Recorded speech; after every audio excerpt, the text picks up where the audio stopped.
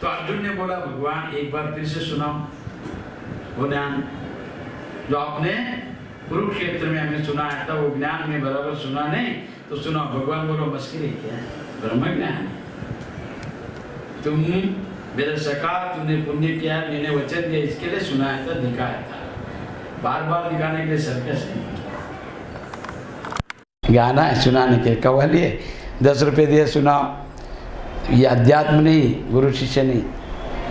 तो भगवान बोला अर्जुन वो ज्ञान योग में जाकर समाधि स्थिति में मैंने तुमको दर्शन दिया और वो सब बताया, प्रसंग अवधान ज्ञान था। तुम्हारा मन और स्थिति, तुम्हारा स्वभाव को देखकर जो जो प्रश्न था उसके ऊपर मैंने ध्यान में सब उत्तर दिया है। तो वह भगवद गीता वास्तविक ग्रंथ, वास्तविक ज्ञान, अद्वैत सिद्धांत का परिपूर्ण ग्रंथ है।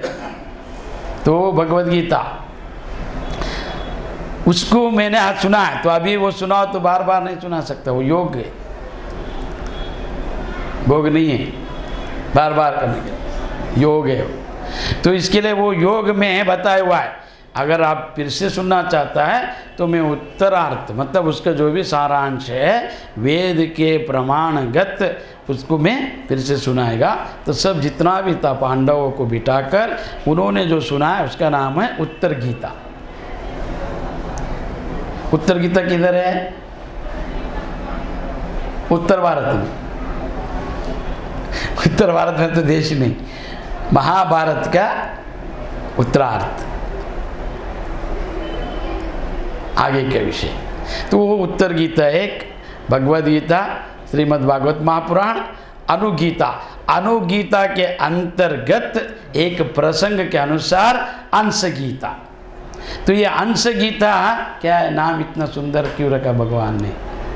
अनुगीता बोला तो अनु यानी उनके ऊपर प्रेम था, प्रीति था। इसके लिए वे किसको, उद्धव जी को बुलाकर बिठाकर भगवान ने सुनाया, मैं जा रहा हूँ, मेरा अवतार परिसमाप्त होने वाला है, तो ज्ञान सुन, ब्रह्म ज्ञान। तो ऐसा सुनाया हुआ अनुगीता। तो वहाँ पर एक प्रसंग आया जब उद्धव जी ने सब प्रश्न किया, उत्तर सब चल रहा था अनुगीता, तो भगवान को एक प्रसंग याद आया। क्या? तो सनक, सहानंद, सनातन, सनत कुमार, ये 4 महापुरुष है, महासंत ज्ञानी, ब्रह्मा के मानस पुत्र। और ये हमेशा देवलोक और दैत्य, स्वर्ग, नरक, पाताल ये सब छोड़कर केवल ज्ञान लोक में, ब्रह्म ज्ञान में परिपूर्ण और केवल ब्रह्म विद्या का अनुसंधान करने वाला, नित्य श्रवण करने वाला। श्रवण मनन शिष्य का काम है। निधिध्यास, गुरु क्या करता है? तो श्रवण मनन कराता है, गुरु का काम है श्रवण मनन। और निधिध्यास करना शिष्य का काम है। जब निधिध्यास किया तो श्रवण मनन आपका परिपूर्ण हो जाएगा, आपको ज्ञान जो सुना है वो अनुगत हो जाएगा, मतलब जान जाएगा। निधिध्यास नहीं किया तो वेस्ट है आपका श्रवण मनन, कुछ भी पूर्ण नहीं है वो। आप सुना है केवल निद्रावस्था में सुना है, जाग कर नहीं सुना है। इसके लिए नचिकेत में, नचिकेत ने एक ग्रंथ लिखा है कठोपनिषद। तो कठोपनिषद में एक विषय बोला है, क्या? तो ब्रह्मा कोई, उनका गुरु कौन था? यमधर्मराज। यमधर्मराज ने बोला उत्तिष्ठ जागृता प्राप्त्य वरानि बोधः, बोला है ये पहला उठ जा फिर जग जा। तो जगने के बाद उठता है ना कोई भी, तो वहाँ पर क्यों बोला है यमधर्मराज ने? पहला तुम क्या बोला है वहाँ पर? उत्तिष्ठ, उठ जाओ फिर जग जाओ, जागृता, ऐसा क्यों बोला है? तो सो के भी आप है ना निद्रा में ही है, आपका जो जगना है वास्तविक जगना नहीं है। तो इसके लिए यमधर्म जानता है नचिकेत, अगर तुझे मोक्ष प्राप्त करना है तो पहला तू उठ जा, मतलब जग जा। किससे? अज्ञान से मुक्त हो जा, फिर तो वो तुम्हारा जगना। अभी तो जगना निद्रा है तुम्हारा। तो आपसे देख रहे किसको? माया को, मोह को, अहंकार को, लोभ को। ये जगना नहीं है, तो मरना है, ये जगना नहीं है। इसके लिए वहाँ पर क्या बोला है सुनो अच्छा, उत्तिष्ठ जागृतः प्राप्य वरानि बोधः। पहले उठ जा फिर जग जा, फिर वो प्राप्त कर उसको। किसको? ज्ञान को। किससे? गुरु से। तो सोया है तो क्या सुनेगा ज्ञान? ये मूर्ख ज्ञान सुनेगा सो के निद्रा में? तो ब्रह्म ज्ञान नहीं आएगा। तो इसके लिए अंश गीता का प्रसंग के आया। अनुगीता में भगवान ने उद्धव को निमित्त बनाकर प्रवचन प्रारंभ किया। तो वहाँ पर एक प्रसंग उन्होंने याद किया। किसने? भगवान कृष्ण ने। ये उद्धव, मैं तुझे एक प्रसंग बताता हूँ। क्या प्रसंग है भगवान? तो सनक सहानंद सनातन सनत कुमार, ये ब्रह्मनिष्ठा, श्रोत्रिय ब्रह्मनिष्ठा और एक ही वेद का अध्ययन करने वाला, और जितना भी वेद वेदांत है उनका अनुसंधान ध्यान कर कर उनका जीवन त्यागमय उनका है। उनका नाम है 4 मानस पुत्र ब्रह्मा का। तो उन्होंने ब्रह्मदेव को बुलाया, आ जाओ। उनके पास इतना तपस्या था, कोई भी पदवी ले सकता था, मन लिया नहीं उन्होंने। सनक सहानंदन सनत कुमार नहीं लिया। तो ब्रह्मदेव को बुलाकर उन्होंने पूछा, ये ब्रह्मदेव, जनक, ये पितामह, ये पहला उपाधि, ये पहला जीव, पहला कौन जन्म लिया? ब्रह्मा, है ना। मगर ब्रह्मा को किसने जन्म दिया है? तो विष्णु भी जीव है ना, जन्म लेता है तो मरेगा ही, तो जीव है, उपाधि है। तो ये ब्रह्मा, तूने सृष्टि बनाया तो तेरा सृष्टि में विषमता है। ये सब क्या क्या है? कोई सात्विक है, कोई तामसिक है, कोई राजसिक है, हाँ, कहीं दुख है, कहीं सुख है, कोई मरता है, कोई जन्मता है, और रात है, दिन है, तो ये एक वर्षा है, एक अकाल है, एक भूखा है तो एक बहुत भोजन खाता है, एक ज्ञानी है तो एक भोगी है, एक योगी है तो एक रोगी है। तो ये क्या विषमता तेरा संसार, तूने बनाया प्रपंच को। ऐसा कोई वेद में नहीं है, कोई ज्ञान नहीं है वैसा। तो ये कैसा बना है? तो हमारा जो वेदांत हमने जो अभ्यास किया, हमने जो जाना, तो वो तो परिशुद्ध है, परिपूर्ण है, उसमें कोई कर्म नहीं, कोई भोग नहीं, कोई विषय नहीं। तो ये सृष्टि कैसा बनाया तुमने? इतना संशय आ रहा है हमको, तो इसको उत्तर दे दो। तो भगवान ब्रह्मदेव चकित हो गया, मैं क्या उत्तर देगा? मुझे दिया गए थे काम विष्णु ने कि सृष्टि कर, तो वेदों को दिया, और वेद ब्रह्म का वाणी से उत्पन्न हुआ है। तो वेद का अर्थ क्या है? अपौरुषम, वेदों को कोई लिखा नहीं है। तो वेद कैसा आया? अभी मेरा वाणी कैसा आ रहा है? प्राण से। अगर ये प्राण है तो ये वाणी आएगा, प्राण है तो चलेगा, प्राण है देखेगा, प्राण है सुनेगा। तो ये जड़ चलता नहीं, प्राण इसको चलाता है। तो प्राण, मन और बुद्धि से ये जितना भी इंद्रिय हैं, कर्म इंद्रिय, ज्ञान इंद्रिय, बहिर्मुख अंतर्मुख होकर विषय को आकर्षण करता है। आत्मा नित्य शुद्ध है, मुक्त है, बुद्ध है, और ये जड़ चेत कौन है? देह है। तो इन दोनों के बीच में जो कौन है? मन, बुद्धि और प्राण। समझ लो करे डोंबल पहला समझो, और मेरे को है ना भाषा से लेन देन नहीं, केवल तुम जान रहे क्या नहीं उतना बताओ। तो अब ये जड़ है देह, और आत्मा चैतन्य है, तो कैसा? तो आत्मा चैतन्य है तो आत्मा कैसा बाहर आता है? अब ये लाइट लगा है, सुनो अच्छा उदाहरण, ये लाइट अच्छा सुनो, तो जानेगा नहीं। ये लाइट लगा है तो इसके अंदर का प्रकाश बाहर आया है ना, कि लाइट बाहर आया? तो प्रकाश सर्वव्याप हुआ, तो प्रकाश इधर तक आया ना, मेरे तक पहुँचा, मेरे तक। तो कौन पहुँचा? चैतन्य है वो नाम रूप है नहीं।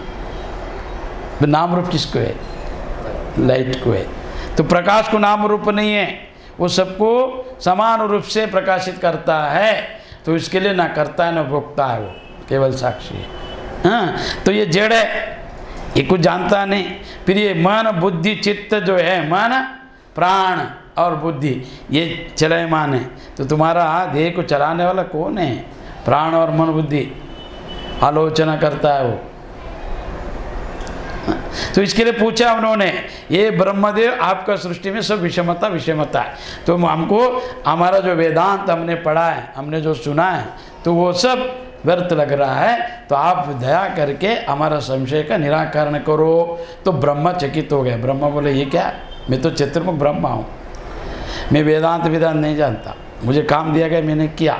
तो वेद जैसा अपना श्वास, कोई प्रयत्न नहीं करते श्वास को, तो श्वास आता है जाता है, उसके अनुसार मन बुद्धि भी चलता है, वाणी भी प्रकट होता है। तो श्वास के कारण, प्राण के कारण वाणी प्रकट होना, तो मेरा जो अभी प्रवचन जो है चल रहा है उपन्यास, उससे प्रकट हो गए। किससे? प्राण, इसके कारण। तो ये किसका हुआ? मेरा। इसमें कोई किसी का हस्तक्षेप नहीं है, तो उसका नाम है अपौरुषः।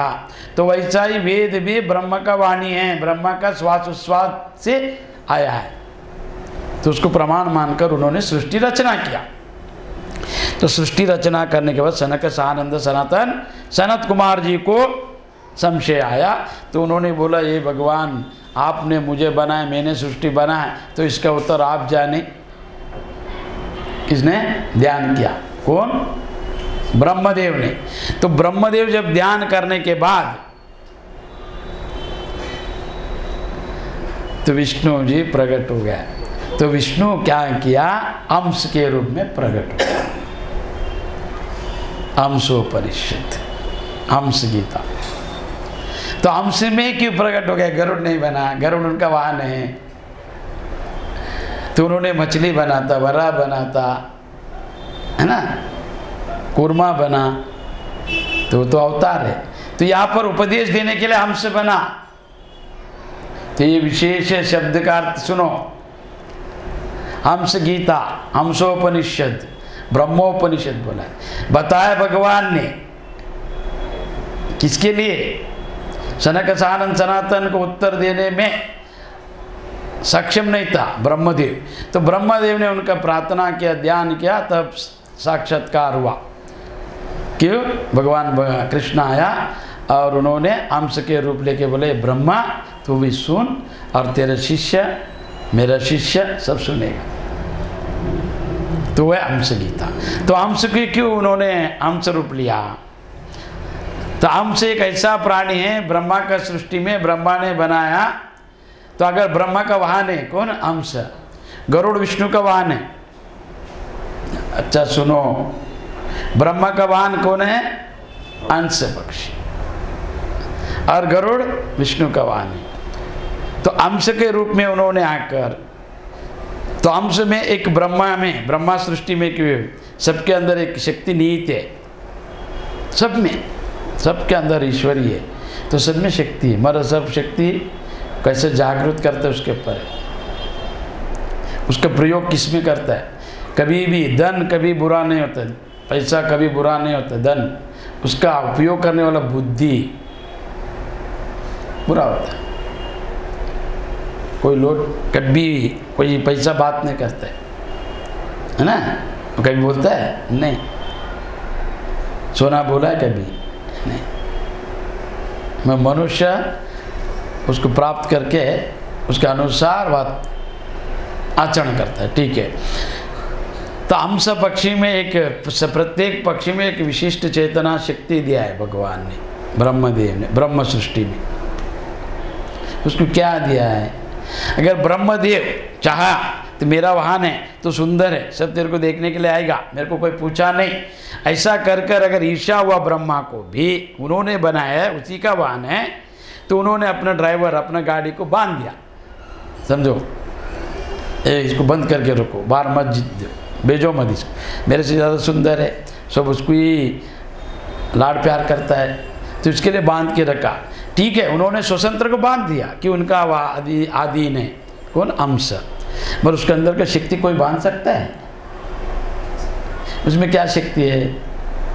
दूध और पानी को मिलाकर रखने के बाद दूध पी लेता है और पानी को फेंक देता है।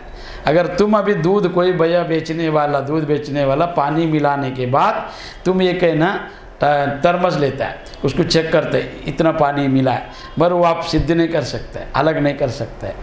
ऐसा कोई भी नहीं है जगत में अलग करने का, है ना। मगर वो अलग करने की शक्ति प्रकृति जन्य सहज स्वभावगत किसमें है? अंश में, अंश में, अंश, अंश पक्षी में। और उसको अंश यानी जीव, अंश बोले तो इसके लिए मंत्र में, अद्वैत मंत्र में अंश मंत्र बोला जाता है। अंशोपनिषद, अंश मंत्र, मोक्ष मंत्र, निर्वाण मंत्र, पूर्ण मंत्र, महावाक्य तत्वमसि, उसको बोला जाता है। तो भगवान ने कृष्ण परमात्मा ने अद्वैत स्थापना के लिए, देखो अंश किसका है? ब्रह्मा का वाहन है। मगर ब्रह्मा चाहे तो उसको बांध के रख सकते, मेरा वाहन है तो किससे नहीं मिलने का, मगर उसका अंदर का विशिष्ट शक्ति जो निहित है प्रकृति जन्य ब्रह्मा ने जो दिया है तो उसको कोई नहीं छीन सकता है। तो जिसमें प्रत्येक मनुष्य में एक विशिष्ट चेतना है, विशिष्ट बुद्धि है, अगर उसका उपयोग सहज स्वभाव से किया तो प्रगति हो सकता है।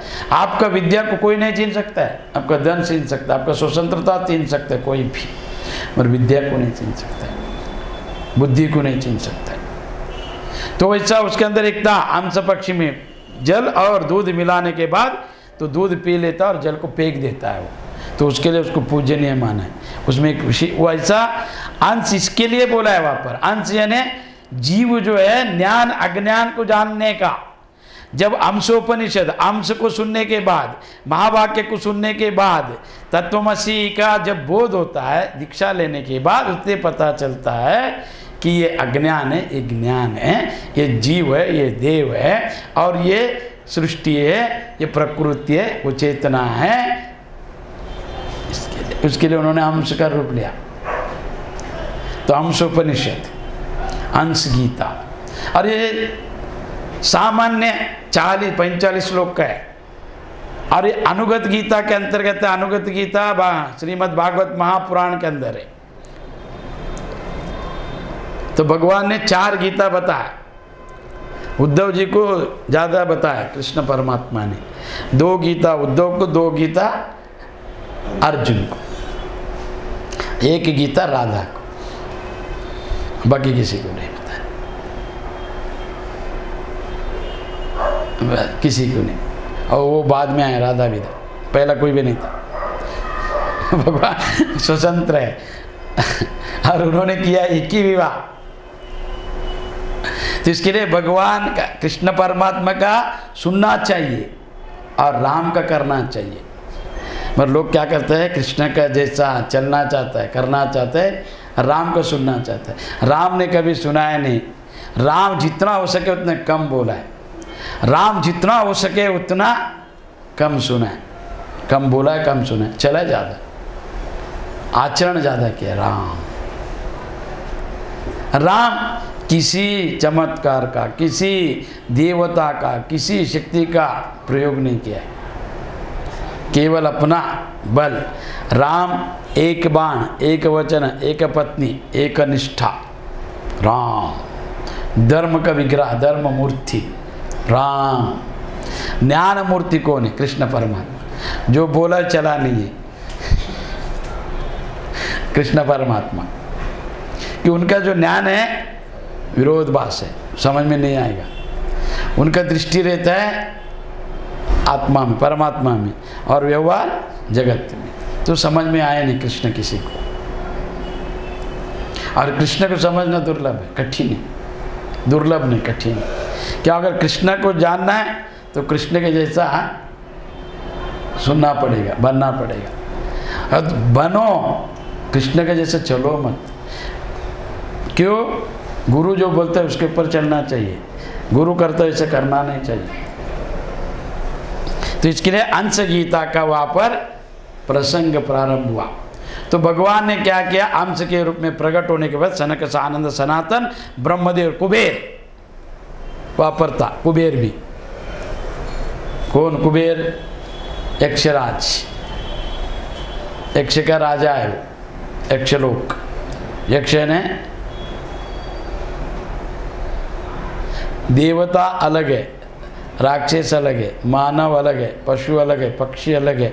उसमें किन्नर, गंधर्व, यक्ष और भूत, प्रेत, पिशाच, ऐसा सबको एक श्रेणी है। तो उसमें यक्ष यानी न देवता न राक्षस न मनुष्य गंधर्व।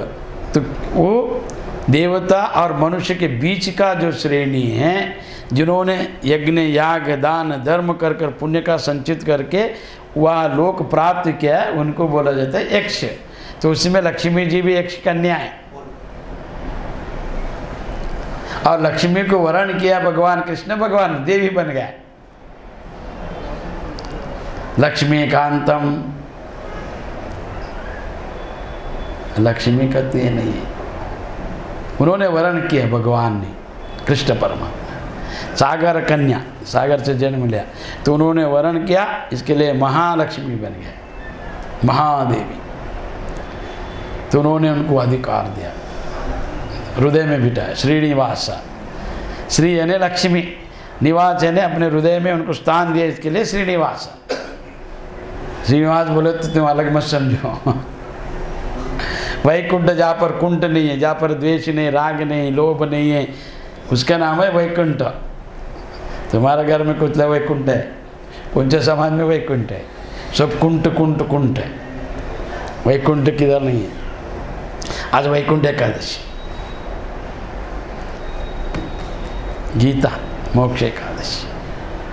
आज भगवान गीता सुनाकर मोक्ष दिया है अर्जुन को। आज के दिन जो भी भगवान का उत्तराभिमुख होकर भगवान के दर्शन लेता है तो वो वैकुंठ लोग। हमको वैकुंठ विकुंठ नहीं चाहिए, मोक्ष चाहिए।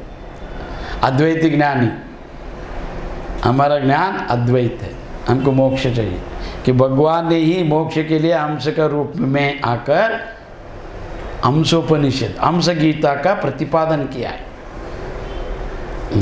तो इसके लिए ये हंस गीता का मैंने अभी परिचय दिया। तो हंस गीता का प्रसंग क्या है? भगवान ने 4 गीता बताया, उसमें हंस गीता है, हंसोपनिषद, ब्रह्मोपनिषद बोला है उसको। और ये हंस गीता में क्या क्या है तो कल से तो ये इसमें गुण का वर्णन है। भगवान ने पहला क्या किया, ब्रह्मदेव को बताया, ये ब्रह्मा, ये सनक सनंद सनत कुमार, ये कुबेर। तो गुण पहला मुख्य है। तो ये गुण के कारण, सत्वगुण रजोगुण तमोगुण के कारण ये जगत भास रहा है, दिख रहा है, व्यवहार कर रहा है। तो किसका गुण कैसा रहता है उसको फल मिलता है, वो उसका कैसा गुण होता है, उसका बुद्धि क्या, चेष्टा क्या, फिर वो गुण निर्गुण में कैसा परिवर्तित करना चाहिए, फिर वो निर्गुण में निराकार को कैसा जानना चाहिए। तो ये सब विषय है। तो इसके लिए रोज 8 से, और ये मेरे लिए नहीं है, सुनेगा तो लाभ तुमको, नहीं तो नहीं। ग्रंथ कोई बोलेगा नहीं, पूछो ग्रंथ से, रोज बोलेगा नहीं, मेरे को मालूम है। जब गुरु बताएगा ज्ञान होएगा। तो ये ज्ञान नित्य अध्यात्म नित्य श्रवण करना चाहिए। जैसा मनुष्य रोज खाता है, रोज पीता है, रोज नहाता है, तो नित्य कर्म करता है ना, किसके लिए? देह शुद्धि, देह बलिष्ठ होने के लिए। ऐसा बुद्धि बलिष्ठ होने के लिए, आत्म साक्षात्कार होने के लिए साल में एक बार सुनते हैं तुम। कितना अवेलना है और कितना तुम निष्ठा, हिंदुत्व बोलते हैं, धर्मात्मा बोलते हैं, धर्म बोलते हैं, शिष्य बोलते हैं, सब झूठ है। जितना भी मैंने जो जाना अभी प्रवचन करके 40 साल से, जितना महात्मा लोग आके प्रतिपादन करके चिल्ला के मर गए, हमारे कुछ हुआ नहीं। क्यों? तुमको झूठ का सहारा चाहिए, सच नहीं चाहिए। अगर सच चाहता तो रोज आके सुनता था, रोज। तुम लोग झूठ का सहारा लेते हैं, झूठ में जी रहे, कल्पना का लोग बनाए लेते, स्वप्न लोग। अरे जागृत भी तुम्हारा नहीं, स्वप्न कैसा हो सकता है तुम्हारा? और तुमने स्वप्न को अपना माना है, कितना अज्ञान है। जागृत स्वप्न सुषुप्ति क्यों बनाए भगवान ने? मनुष्य को मालूम है, जानने के लिए। ये मूर्ख, जानो क्या? तुम जो दिन भर देखता है, जो सुनता है, निद्रा अवस्था स्वप्न में, तो वो भूल जाता है। और स्वप्न लोग को देखता है, उधर अलग बन जाते हैं, इसको छोड़ दिया, उसको पकड़ लिया। जागृत छूट गया, स्वप्न पकड़ा, और स्वप्न के बाद निद्रावस्था में प्रवेश करता है। तो निद्रा में भी स्वप्न छूट गया है, निद्रा पकड़ लिया, गाढ़ निद्रावस्था। फिर वो निद्रावस्था में अपने को जानकर भी तू कह नहीं सकता है, तो उसको कहने के फिर जागृत में आना पड़ता है। तो देख, 3 भी तेरा नहीं है, तू नहीं है, तो जान तो कौन है। और कई का तुम बुद्धिमान है रे, तुम्हारा बुद्धि क्या पढ़ा है तुमने? PhD पढ़ो या कुछ भी पढ़ो, निद्रा में तुम्हारा बुद्धि लय हो जाता है, तुम्हारा ज्ञान विद्वत्ता समाप्त हो जाता है।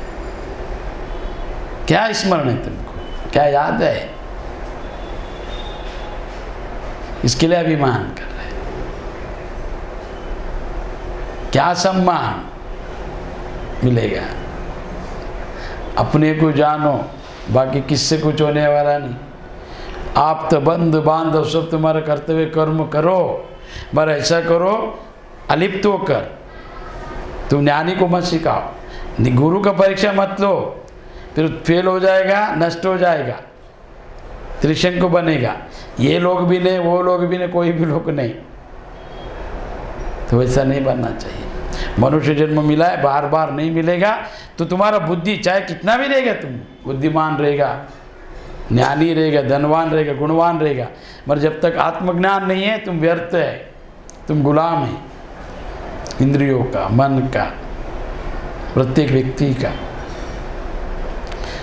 देखो ये सब गुण आएगा तो कल आ जाओ, सबका गुण मेरा भी सबका है, तो अपना मत समझो। जितना भी सृष्टि में त्रिगुणात्मक जगत है, तीन ही गुण है ना, महाकाली, महालक्ष्मी, महासरस्वती, त्रिगुणात्मिका है ना, तीन ही गुण है, ब्रह्मा विष्णु महेश, सब तीन गुण। विष्णु सात्विक, ब्रह्मा राजसिक, महेश तमोगुण तामसी है ना, महाकाली तामसी, सरस्वती सत्वगुण, लक्ष्मी रजोगुण, लेन देन व्यवहार। तो ये तीन गुणों का मिश्रण। और तीन गुण क्या क्या करता है, क्यों कराता है? तो भगवान ने अंश के रूप में तो ज्ञान को अपनाकर अज्ञान को निवारण करने के लिए, जैसे दूध को पीकर पानी को छोड़ता है, तो यहाँ पर आपके द्वैत है, द्वैत से अद्वैत सिद्ध कर रहा है। उन्होंने जो प्रश्न किया, जहाँ किसने, सनक सानंद, ये भगवान सब द्वैतमय दिख रहा, आपका अद्वैत ज्ञान, हमने अद्वैत को प्राप्त किया, तो द्वैत सब जगत देखकर हमको संशय आ रहा है, तो अद्वैत से कैसा अद्वैत में प्रवेश होगा? वास्तव में तुम लोग अद्वैत दीक्षा लिया है, आया आत्म ब्रह्मा बोलने का हिम्मत तुम्हारे में नहीं है, आम ब्रह्मास्मि बोलने से।